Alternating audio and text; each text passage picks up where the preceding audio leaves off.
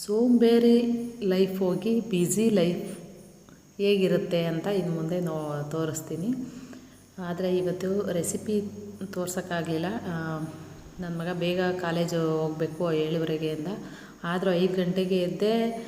ಆದರೂ ಲೇಟಾಗೋಯ್ತು. ಅಣಬೆ ಎಲ್ಲ ತೊಳೆದಿರಲಿಲ್ಲ. ಹಾಗೆ ಫ್ರಿಜ್ಗಿಟ್ಟಿದ್ದೆ. ತೆಗೆದು ತೊಳೆದು ಕ್ಲೀನ್ ಮಾಡಿ ಅದು ಟೈಮೇ ಹಿಡಿದುಬಿಡ್ತು. ಹಾಗಾಗಿ ರೆಸಿಪಿ ಶೂಟ್ ಮಾಡಲಿಲ್ಲ. ಮಶ್ರೂಮ್ ಬಿರಿಯಾನಿನೇ ಮಾಡಿದೆ. ಹೆಂಗೋ ಅಣಬೆ ಸಿಕ್ಕಿತ್ತಲ್ಲ, ಅದು ಜಾಸ್ತಿ ದಿನ ಸ್ಟೋರ್ ಮಾಡೋಕ್ಕಾಗಲ್ವಲ್ಲ, ಬೇಗ ಬೇಗ ಮಾಡಿಬಿಟ್ಟು ತಿಂದ್ಬಿಡ್ಬೇಕು. ವೇಸ್ಟ್ ಮಾಡೋದೇನಕ್ಕೆ, ವರ್ಷಕ್ಕೊಂದು ಸಲ ಸಿಗೋದು. ಅಂದರೆ ವರ್ಷಕ್ಕೊಂದು ಸಲ ಅಂದರೆ ತುಂಬ ವರ್ಷಗಳೇ ಆಯಿತು, ಸಿಕ್ಕೇ ಇರಲಿಲ್ಲ. ಈ ವರ್ಷವೇ ಸಿಕ್ಕಿದ್ದು, ಒಂದು 2-3 ವರ್ಷವೇ ಆಗಿತ್ತು. ಅದನ್ನು ದಮ್ ಕಟ್ಬಿಟ್ಟು ಒಂದು ಸ್ವಲ್ಪ ಹಳ್ಳಿ ಅಂದ್ಬಿಟ್ಟು ಬಂದೆ ಹೂ ಕುಯ್ಯೋಕ್ಕೆ. 5 ಗಂಟೆಲಿ ಎದ್ದು 6:45ಗೆ ಅದು ರೆಡಿ ಆಯಿತು. ದಮ್ ಕಟ್ಬಿಟ್ಟು ಒಂದು 7 ಗಂಟೆ ಹಂಗೆ ನೀನು ಹಾಕೊಂಡು ತಿನ್ನಪ್ಪ, ಅಷ್ಟರಲ್ಲಿ ನಾನು ಹೂ ಕುಯ್ಕೊಬತ್ತೀನಿ, 7:15ಗೆ ಹೊರಡುವೆ ಅಂತ ಹೇಳ್ಬಿಟ್ಟು ಬಂದು ಹೂ ಕುಯ್ತಾಯಿದ್ದೆ. ಬೆಳಗ್ಗೆ ಹೊತ್ತು ನಿಜವಾಗ್ಲೂ ಅವಾಗ ತಾನೇ ಸೂರ್ಯ ಹುಟ್ಟಿರ್ತಾನೆ. ನನಗೆ ಹೂ ಕುಯ್ಯೋದು ಅಂದರೆ ತುಂಬ ಇಷ್ಟ.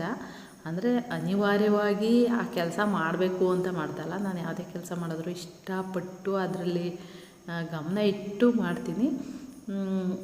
ಇದು ಒಂದು ಕೆಲಸ ಬೆಳಗ್ಗೆ ಎದ್ದು ತಪ್ಪಿಸ್ತೇನೆ ಮಾಡುವಂಥದ್ದು. ಹಾಗೆ ದಮ್ ಕಟ್ಟಿದ್ನಲ್ಲ, ಅವನು ಅಮ್ಮ ಹಾಕೊಂಡು ತಿನ್ನಲ್ಲ ಅಂತ ಅಂದ. ಬಂದು ನೋಡಿ ಮಿಕ್ಸ್ ಮಾಡಿ ಹಾಕ್ಕೊಟ್ಬಿಟ್ಟು ಹೋಗೋಣ ಅಂದ್ಬಿಟ್ಟು ಬಂದೆ. ಮಾಡಾಗೈತಲ್ಲ, ಅವರೇ ಹಾಕೊಂಡು ತಿಂತಾರೆ ಅಂತ ಅನ್ಬೋದು. ಆದರೆ ಅಕಸ್ಮಾತ್ ಉಪ್ಪು ಜಾಸ್ತಿ, ಖಾರ ಜಾಸ್ತಿ ಆ ಥರ ಏನಾರು ಆಗಿದ್ದರೆ, ಇಲ್ಲ ಎಲ್ಲ ಕರೆಕ್ಟಾಗಿದ್ದರೆ ಹಾಗೆ ತಿನ್ಬೋದು. ಅದೆಲ್ಲ ನೋಡಿಬಿಟ್ಟು ಮೊಸರು ಹಾಕೊಂಡು ತಿನ್ನಬೇಕಾ ಬೇಡವಾ ಅಂತ ಹೇಳ್ಬಿಟ್ಟು ಹೋಗ್ಬೇಕು. ಇಲ್ಲಾಂದ್ರೆ ನನ್ನ ಮಕ್ಕಳು ಏನೂ ನೋಡೋಲ್ಲ. ನಾನು ಹೆಂಗೆ ಮಾಡಿರ್ತೀನಿ ಹಂಗೆ ಉಪ್ಪಿರಲಿ ಖಾರ ಇರಲಿ ಸುಮ್ಮನೆ ತಿಂತಾ ಇರ್ತವೆ. ಅದಕ್ಕೆ ನಾನು ಅಡುಗೆ ಮಾಡಿದ ತಕ್ಷಣ ಒಂದು ಸ್ವಲ್ಪ ಟೇಸ್ಟ್ ನೋಡಿ, ಈ ಖಾರ ಉಪ್ಪು ಜಾಸ್ತಿ ಆಗಿದ್ದರೆ ಮೊಸರು ಹಾಕೊಂಡು ತಿನ್ನು, ಇಲ್ಲ ಕರೆಕ್ಟಾಗಿದೆ ಚೆನ್ನಾಗಿದೆ ಅಂದರೆ ಹಾಗೆ ತಿನ್ನು ಅಂತ ಹೇಳ್ಬಿಟ್ಟು ಹೋಗ್ತೀನಿ. ಆಮೇಲೆ ಇನ್ನೊಂದು ಸ್ವಲ್ಪ ಹೂವಿತ್ತು, ಬಿಡಿಸ್ಕೊಂಡು ಬಂದೆ. ನನ್ನ ಮಗಂದು ತಿಂಡಿ ತಿಂದಾಯಿತು.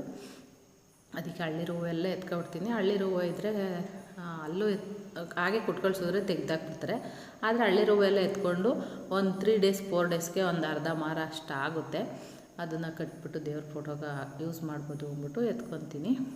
ಒಂದು 200 ಗ್ರಾಮ್ನಷ್ಟು ಸಿಕ್ಕೈತೆ ಹೂವು. ನಿಜ ಹೇಳಬೇಕು ಅಂದರೆ ನಾನು ಇಷ್ಟು ಹೂವು ಕುಯ್ತೀನ ಅಂತ ಅಂದ್ಕೊಂಡಿರಲಿಲ್ಲ. ಹೋದ ವರ್ಷವೇ ಮಳೆಗಾಲದಲ್ಲೇ ನೆಟ್ಟಿದ್ದು. ಹೆಂಗೋ ಇವಾಗ ಒಂದು ಸ್ವಲ್ಪ ಬಿಡ್ತಾ ಇದ್ದಾವೆ. 10 ದಿವಸಕ್ಕೆಲ್ಲ ಅಮೌಂಟ್ ಕೊಡ್ತಾರೆ. ಅದು 100 ಬರಲಿ 200 ಬರಲಿ, ಕಷ್ಟಪಟ್ಟು ದುಡ್ದಿದ್ದು ದುಡ್ಡಲ್ವ, ಅದೊಂದು ಖುಷಿ ಇರುತ್ತೆ. ಅದು 10 ದಿವಸಕ್ಕೆ ಆ ಬಿಲ್ ಬಂದು ನೋಡಿದಾಗ 200 ರೂಪಾಯಿ ಬರುತ್ತೆ. ರೈಟ್ ಇಲ್ಲ ಇವಾಗ ಜಾಸ್ತಿಯ. ಆದರೂ ಪರವಾಗಿಲ್ಲ, ಕಷ್ಟಪಟ್ಟು ದುಡಿಯೋ ದುಡ್ಡು 10 ರೂಪಾಯಿ ಬಂದರೂ ಅದು ಖುಷಿನೇ. ನನಗೆ ಇವಾಗ ಕೆಲಸಕ್ಕೆ ರಜಾ, ಸ್ಕೂಲ್ಗೆ ದಸರಾ ಹಾಲಿಡೇ ಇರೋದ್ರಿಂದ ತೋಟನ ಆ ಕಡೆ 2 ಹುಳ ಉಳಿಸಿದ್ದೆ. ಇನ್ನು ಮಧ್ಯೆ ಎಲ್ಲ ಒಂದು ಸ್ವಲ್ಪ ಟ್ಯಾಕ್ಟ್ರ್ ಓಡಾಡದೇ ಇರೋ ತಾವೆಲ್ಲ ಸಿಕ್ಕಾಪಟ್ಟೆ ಕಳೆ ಇತ್ತು. ಆಳೆಲ್ಲ ನೋಡಿದೆ, ಯಾರೂ ಆಳು ಬರಲ್ಲ. ಇವಾಗ ಕಳೆ ಪಳೆ ಕೀಳೋಕ್ಕೆಲ್ಲ ಆಳು ಯಾರೂ ಸಿಗೋಲ್ಲ, ನಾವೇ ಮಾಡ್ಕೋಬೇಕು. ಇವಾಗ ಹೆಂಗೆ ಅಂದರೆ ನಮ್ಮ ಕೈಲಿ ಎಷ್ಟಾಗುತ್ತೋ ಅಷ್ಟು ಮಾಡ್ಕೋಬೇಕು. ಆಳು ಕೈಲಿ ಮಾಡಿಸ್ತೀನಿ ಅಂತಂದರೆ ನಿಜವಾಗೂ ಆಗೋಲ್ಲ, ಆ ರೇಟು ಕೊಡೋಕ್ಕೂ ಆಗೋಲ್ಲ. ಇವಾಗೆಲ್ಲ ಜಾಸ್ತಿ ಆಗ್ಬಿಟ್ಟದೆ.